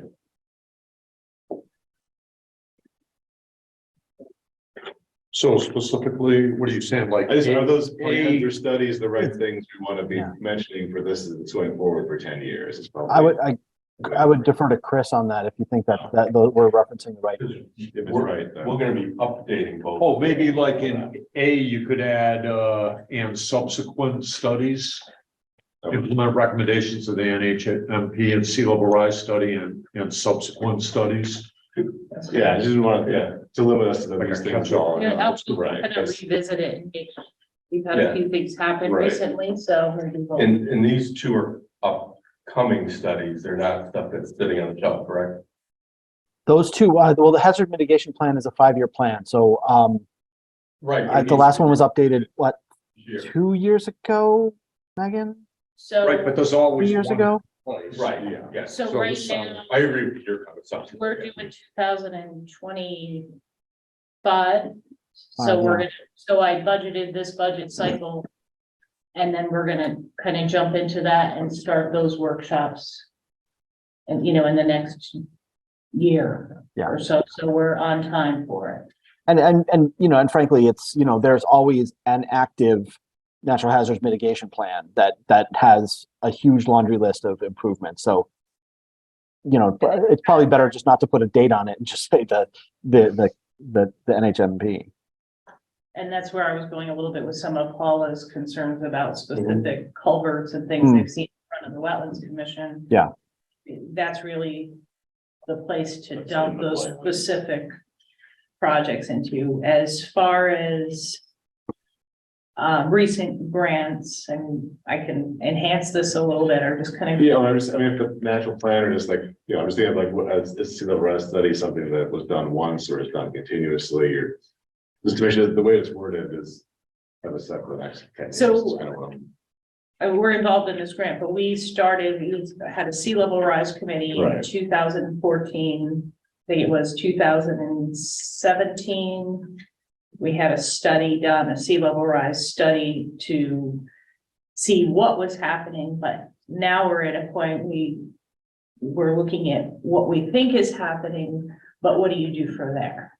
So, okay, these are the problems, and this is how we think things are gonna change and how flooding is gonna change for Old Saybrook.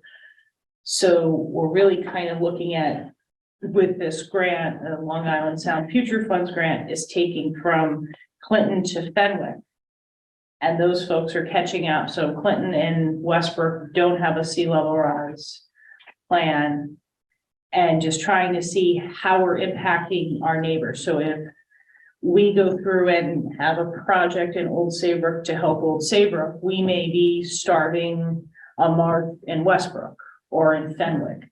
So we're trying to take and move it along a little, other than saying a study and say, well, this is what we project is gonna happen. Now we're looking at a bigger study and then trying to work on projects once we have a better handle on everything. If that's, so that's. Yeah.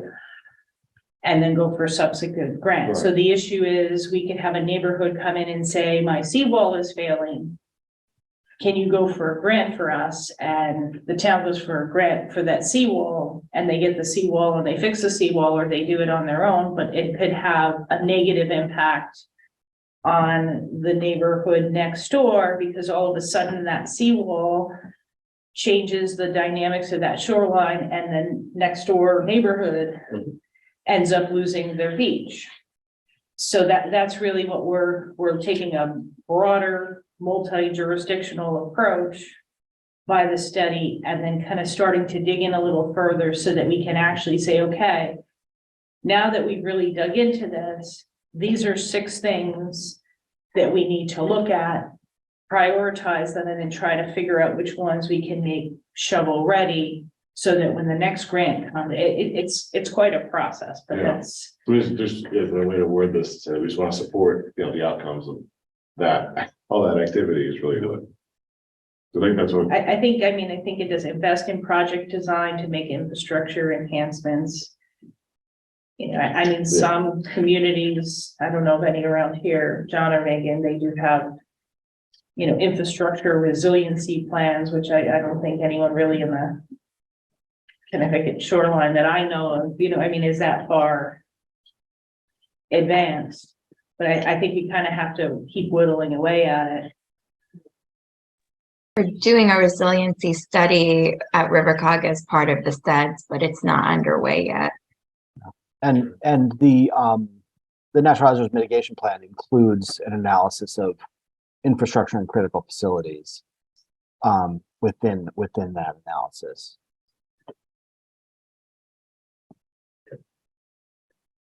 It's overlap, really. Yeah. I mean, we're talking 10-year big picture and 5-year smaller picture with the hazard mitigation plan, but unfortunately, by the time we get through the 5 years of hazard mitigation plan, it's time to redo it again. Okay, moving on to policy 5, unless there's any other comments on policy 4. I thought of something else. Under- AM radio interference. And it would be nice to do something to, deal with the interference, certainly along where the electric lines are and Radio interference? AM Yeah. radio interference, is that what I heard? Yeah. tremendous AM radio interference. All along where the electrical lines are. Actually, I actually lose my radio at the corner of Main and, By Saybrook, Maple. furniture there. no, Yeah. well, that's impossible. You can't. I don't So, know if that actually belongs in this document. for That's the, electronic interference? I just thought when we're talking to Verizon and Comcast for data polls and whatever, you could also add, So are you saying that AM radio is interfering with your cell coverage or you're No, having no, difficulty with actually, I'm AM sorry, radio? I jumped ahead mentally to the next issue, which was also Verizon and Comcast's polls. Yeah. And the fact that during storms, it doesn't seem to work and sometimes there seems to be a lot of interference, I don't know, in general. With the internet? No, actually just listening to the radio is what you're talking about. Yeah, just listening to the radio. You're saying in general, AM and FM radio, you don't get the strength that you used to AM. before. Well, actually, on a Saturday morning, for some reason, in my basement, there seems to be a lot of static and whatever, and it's not coming from my house. Anyway, they're just data infrastructure issues that if we try to improve we were talking to the vendors about it or whomever, the electricity of people. We might cover to improve data. That will fix it. that will fix it. Okay. Under policy 5H, Doug will fix it. It's right in the. I think, in all fairness, well, I think Doug's that's. gonna fix it. Maybe that's Doug's great. gonna fix it. Thank you, Doug. In all fairness, Paul, I think it's up to the individual customers to contact Eversource, Xfinity. Well, it's the radio. It's the radio yeah, what's waves. the station? I mean, it's really a station, right? I mean, that's through the air. It's Well, put an external antenna on your house. you need one of those big whip-like antennas that the Duke boys had in the Dukes of Hazzard. I just don't think there's anything we can do about that. And I think everybody's seeing the fiber, Yes, they're putting in Yeah, the well, neighborhood, so that's really gonna jack But things no, up. actually, the interference does come probably from the lines or LEDs also emit interference, but anyway, I won't go too far afield, but it isn't just, a station, so, okay. no, I understand it's not a Yes, station. thank you. I do understand that. I do understand that there's electromagnetic fields and all that from these devices. But again, I think that's up to the customer to go to those services. It's not part of this document. That's all I'm saying. Under policy 5, John, under Yeah. A, you have participate actively in state efforts to map and reduce cellular data coverage dead zone. Okay, I just read it out loud and I get it.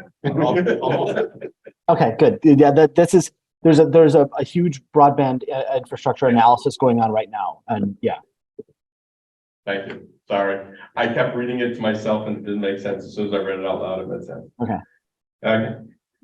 You'll be excited for the audiobook version of this plan. As long as John narrates. Yeah, as long as John there. Oh, all right. I'll have to cancel Sir Ian McKellen, but that's fine. Please do.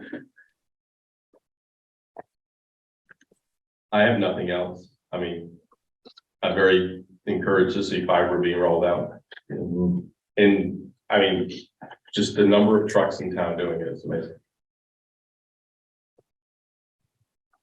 Now, how does that work? And I'm kind of going to Paula's radio point. I mean, like Sandy and Irene, when we didn't have cell phone service and so forth, how does that work, that technology? Well, fiber would be the same as your cable. Yeah. Just another. So it would go out. It would go out. So I should still keep my landline? No, you don't. Yeah, your landline would go through the fiber if you want. Or if you, yeah. Because Frontier's probably gonna away with all this Right. copper landline. Well, I mean, that might be something, what do you do in an emergency where you lose your towers and you know, just, Well, they're supposed to, if I'm not mistaken, and Doug can help me on this one. I want to say DEP has rules regarding them having, putting out generators on their sites to keep that service up and running. Yeah, all the towers should have generators and they're supposed to have a fuel supply. But I guess Contracts worked out. if the actual tower has an issue, that's, yeah. Yeah, that would be an issue. I think that But was if you the have the issue. fiber, that should overcome that. I would Right. think. And 5G, because there's more of the repeaters around, the redundancy should be there. Is there no electricity needed ever or fuel for, Fiber. 5G or? So 5G is through the air, signals. So I have a 5G phone. Like when they put 5G in Old Saybrook, I'll be able to subscribe to internet service, cellular. But Right. each individual tower has power to it. Yes, each individual cell site has tower. If you look, Okay. And there's maybe- one on there's one on Maple Avenue towards Cricket Court, and there's one on Maple Avenue going towards Fenwick, and there's one on the Causeway. It's these canisters, they're on the top of a pole all by themselves. That's your 5G antenna. So you're saying they are required to have their own generators and probably And a power. source of And fuel. when you look at the fiber, you'll see boxes lower to the ground, and that will require electricity in the time of an outage. Because that's the distribution point.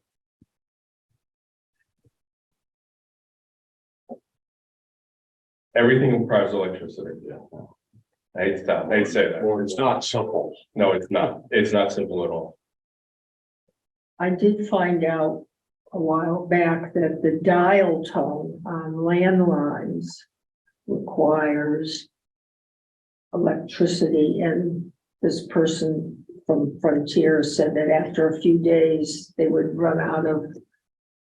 Unless you have your Electricity. rotary. Just kidding. But The hand Well, crank. no, but No, the you're right. dial tone. Yeah, There's a little battery. By the, Yeah, by there's the a- vendor. it's a 12-volt The circuit reason that we're all within the phone. paying for two phones to keep a landline, that was a big shock that in fact there, in a catastrophe, there wouldn't be a landline. I haven't had a landline since 2001. Same here. What? No landline. No landline. No. Well, ca- Doug's no gonna ca- fix your name radio Yes, issue. Doug will fix. Thank you. And yeah, please erase H before. Serious radio. There you go. And that's it on the plan of conservation and development. The rest is just John's notes and his studying for Jeopardy, so we can leave that alone. And any other questions or comments for John on the plan of conservation and development? Oh, it's looking good. Thank you, John. Getting there. Thank you. And Chris, of course. the land Yeah, use no, thank Chris and her staff have been great. Any committee representative staff report? I know Well, I- Chris sent out a staff I report. emailed you a staff report because it seems like, good night, John. Good night, John. At this time of night, we're all running out the door, so. I'll run through it quickly, and I just sent you some links to some of the things. So John and I were talking about a potential goal of August 1st to have the entire plan adopted. Part of that is we'd like to use the plan and our outreach towards sustainable Connecticut credits. Natural hazard mitigation plan, once we move on after the plan is adopted, we would start hopefully working on workshops, continue the second meeting of the month unless anybody objects for natural hazard mitigation. Fenwick would like to participate and maybe come to some of our meetings when we have those workshops. They weren't, I guess they were asked to comment, but they weren't able to be involved as much the last round, so I really didn't see any issue with having them come and join us if we were having a workshop, whether it's a staff member or a representative. Going to the grant, so we did receive that National Fish and Wildlife Long Island Sound Futures Funds grant. I sent you some information on that. That's $150,000. We're ahead, as I explained before, of the other towns. And we're working right now on putting an RFP together to find someone to prepare this larger study. We're also looking a little bit in investigating potential subsequent grants that we can dig in a little more than that broad plan. So we're going to keep our eyes open. There's a lot of grant money out there. It's a lot of work, and it's not like they just go, here's your check and you go on your way. There's a lot of reporting, and as part of this grant, the other towns are starting sea level rise committees, and it really didn't make sense because we have the 2014 report from our initial sea level rise climate change committee that Doug was on. And then we also had our coastal resilience adaptation study in 2018. So the thought would be, rather than start a sea level rise committee, if the planning commission would serve as that committee if we need, and we have any big project type issues, but Doug would act as kind of the liaison to the town and to this group rather than form another committee at this point, because we're a little ahead of the game. So I think I got Doug to agree, and It's on the record now, yeah. So what we're doing is each town would have one staff member and one member of the sea level rise committee. So since we're not going to form a new one, it just would only make sense for the planning commission, especially because we're working with the hazard mitigation plan. So the hope is that between hazard mitigation and maybe some sea level rise stuff, we'll continue with workshops. One thing, upcoming meetings. Your next meeting, I will not be at your meeting, but you have 2 referrals from the zoning commission on gas station regulation petitions from Max's Place. And you have the Coastal Access Development District, which is a proposed text amendment, which would encompass the properties on Ferry Road. Potentially, it could fall there and then between the bridges area. So you will have I think they'll have a pretty interesting presentation for you. There might be 1 or 2 other things that'll filter in as far as referrals. But I know zoning is going to have a very busy March and April. It's my understanding that we may see a wetlands application for the former Betty site sometime in March. So I think we're gonna have a lot of referrals and a lot of work ahead of us. I'm not sure what we're gonna do because we may have 2 small subdivisions, and we haven't seen a subdivision in quite some time. So we're gonna have to dust off our regulations. And I mean, I'm joking, but it really has been. I mean, other than little one lot or lot line changes, this commission really hasn't seen a subdivision in several years, I would say. So that'll be interesting and a good refresher. And other than that, unless you have something for me. Oh, one other quick thing, sorry.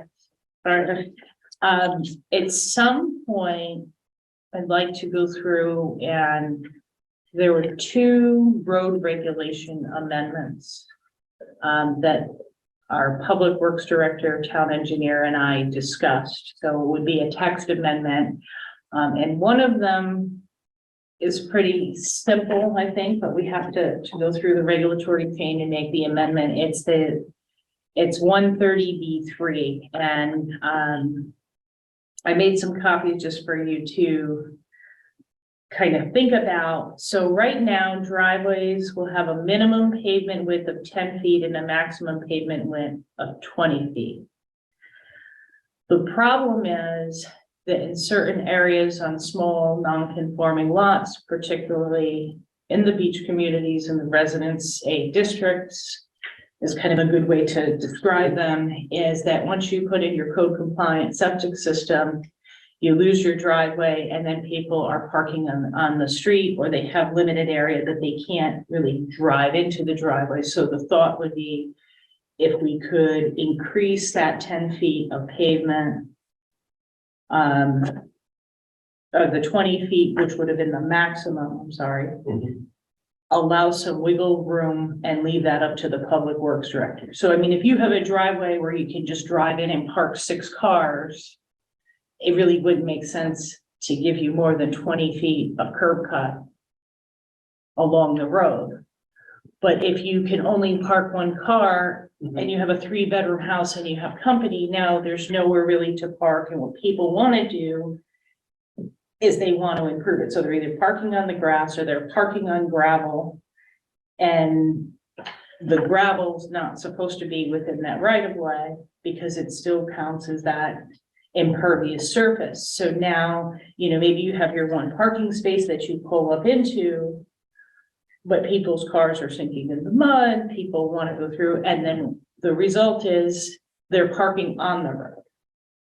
So the thought would be, if there's possibilities in certain circumstances to give people some relief, you know, not every circumstance that everybody can have more than 20 feet, but when they say, look, I have nowhere to park. And I mean, there's houses where septic systems have been replaced that there's no more parking on the lot.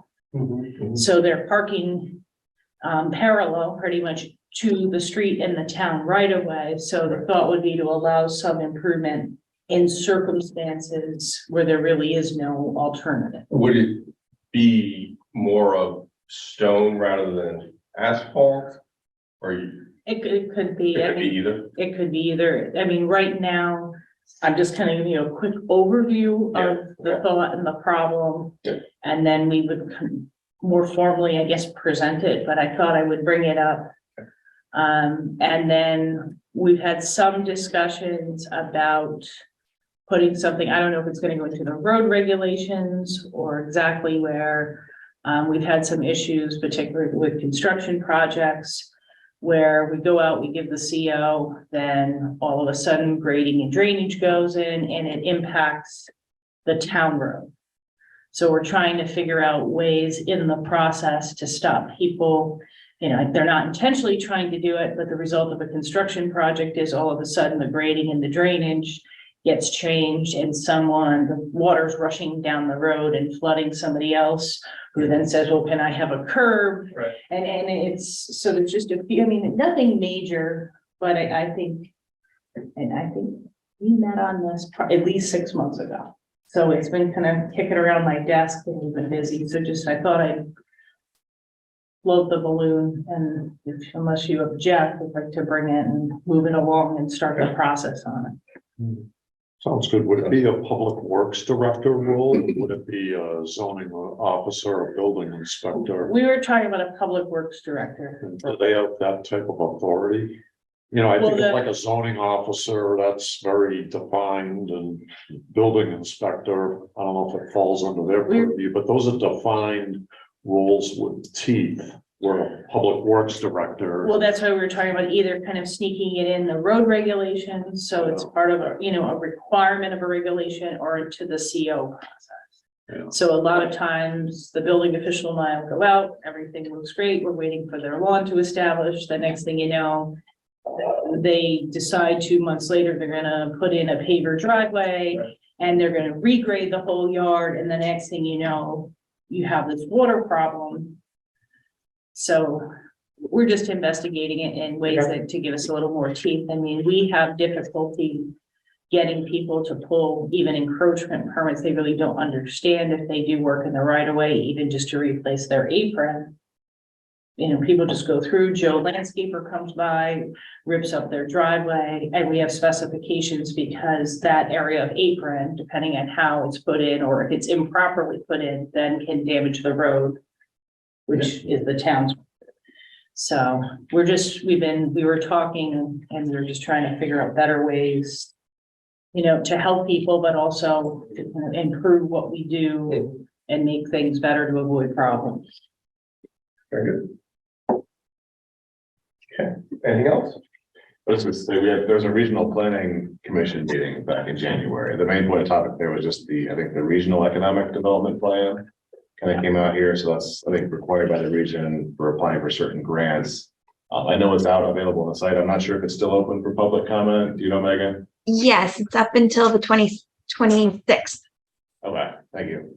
So I don't know if I know the link got sent out to, I think, some of the commissions here. But I don't know if everyone here got a chance to see it, take a look at it. I think it was well done, has some good information in there. The short of it is our region doesn't have a lot of open land for development. So it's a lot about how do we promote like reuse and redevelopment, things we talked about here. And those conversations about the training requirements and how to sort of meet those. And I know you've sent out information on that as well, Chris. So one other quick thing is that our new clerk, Brianna, was supposed to start tonight, but she had to zoom in, but she might still be here. I know she's coming through your minutes tonight, so I just wanted to welcome and introduce her if she's still online.